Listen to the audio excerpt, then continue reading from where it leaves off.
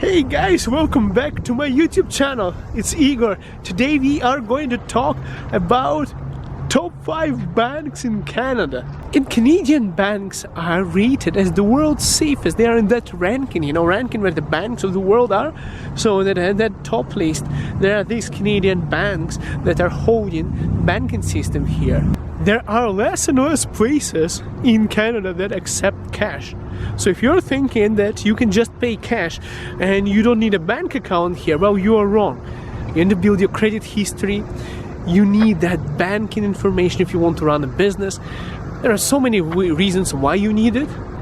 Guys, do you see behind me? That's RBC Bank, Royal Bank of Canada, founded in 1864, employs around 80,000 employees and services about 16 million of customers. Can you imagine that? That's one of the biggest ones here in Canada. Now, if you ask me if I do like that bank behind me, guys, and if I have ever dealt with them, they gave me a free iPad when I opened the bank account, and I like iPads, so I do like them. Let's go to the next one. Toronto Dominion Bank. This bank is probably a famous one. One of the largest, considered to be one of the largest banks, and was the largest bank in Canada at some point. It's one of the largest banks in North America and one of the largest banks in the world. Has about 22 million clients, employs about 85,000 people, and I have a big history of dealing with these guys. As an international student, I came here, I was searching for a bank that would give me a credit card to start building my credit history, but guess what? No banks would give it to me because I didn't have a permanent residency card, I didn't have a citizenship. So I went to TD and they gave me $1,000 credit card with no question asked in Scarborough, Ontario, and I was happy about it. Let's go to next one. Scotia Bank. Bank of Nova Scotia is right behind me. It's founded in 1832, one of the oldest, one of the biggest banks here. It's 998 billion in total capital, I believe. It's a huge bank.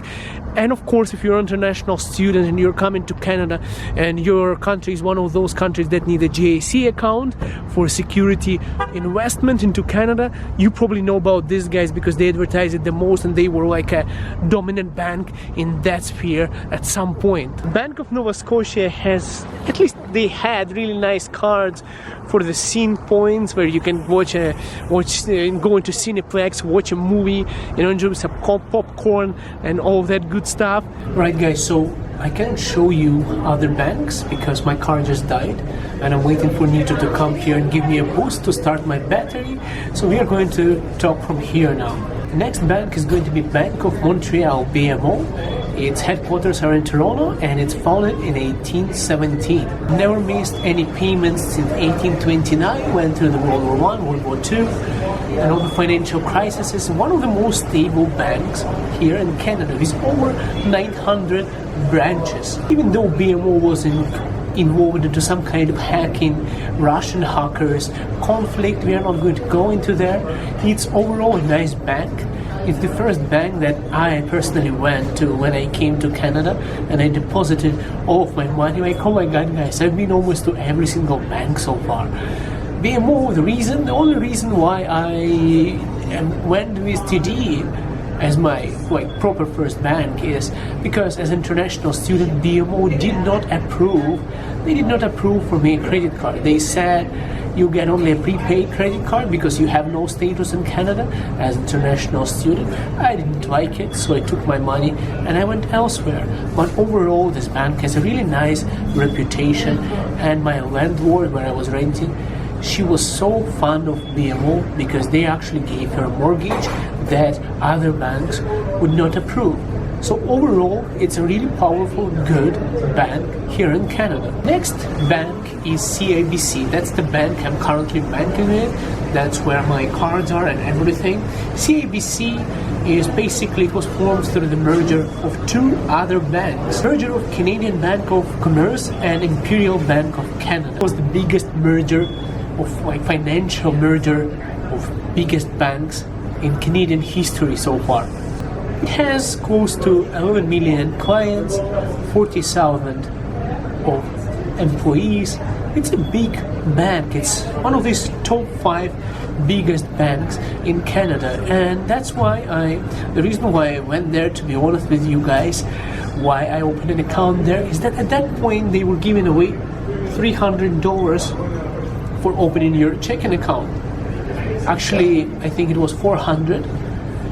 They paid me $300, and then I had to call them one more time and say, hey guys, you owe me $100 extra. So they didn't pay me the entire amount, which is kind of cool. You never, not many banks, and not often they give you monetary value for banking is that. So whatever they're charging me for bank fees is basically nothing. They paid for it in advance when I opened my account, and it was a good thing for me. The other reason why I went there is they had a smaller queue of people than in TD.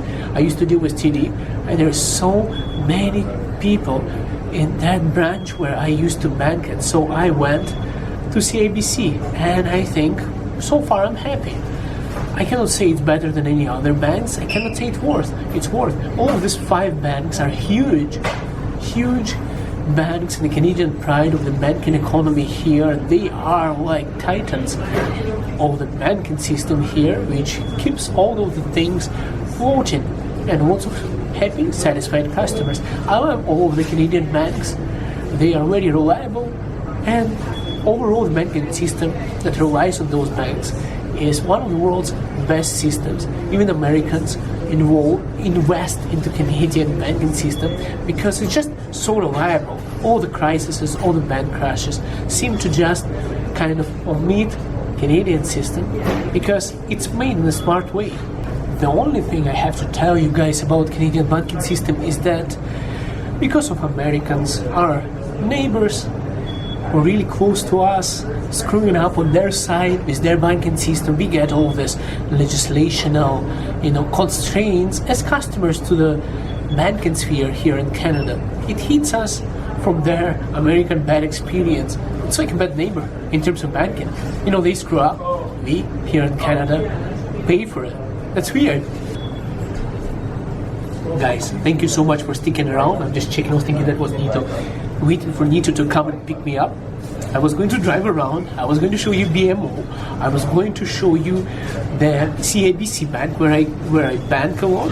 And guess what? My car is dead. I'm hungry, drinking coffee in a famous Canadian coffee shop, Tim Hortons, and talking about Canadian banking system here with you.